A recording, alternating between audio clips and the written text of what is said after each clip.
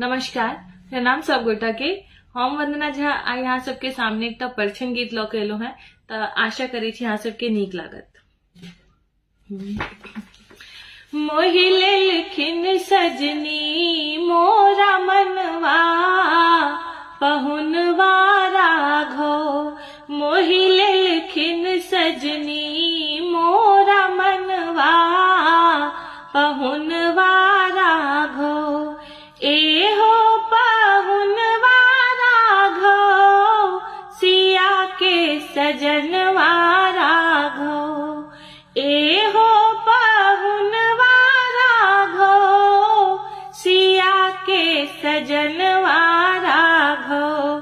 राजा दशरथ के दुलरुआ पहुनवा राघो। राजा दशरथ के दुलरुआ पहुनवा राघो।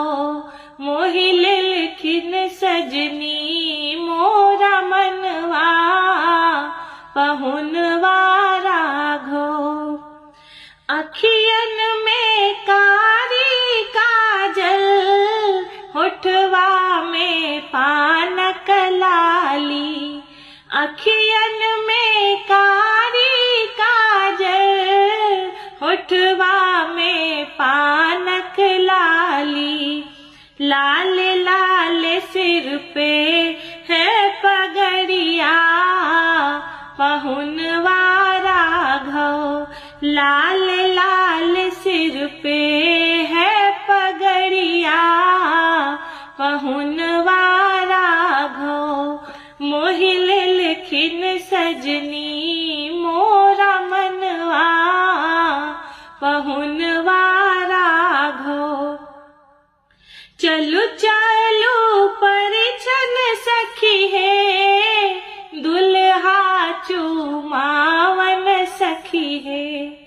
चलु चलु परिछन सखी है दुल्हा चुमावन सखी है।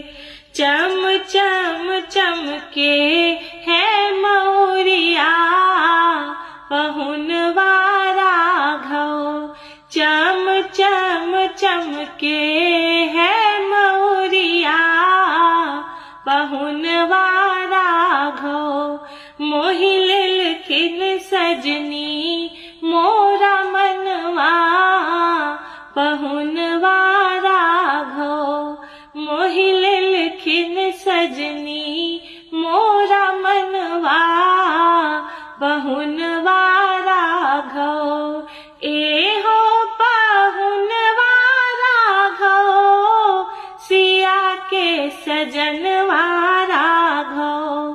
एहो पहुनवा राघो सिया के सजनवा राघो। राजा दशरथ के दुलरुआ पहुनवा राघो। मोहि लेलखिन सजनी मोरा मनवा पहुनवा राघो। धन्यवाद।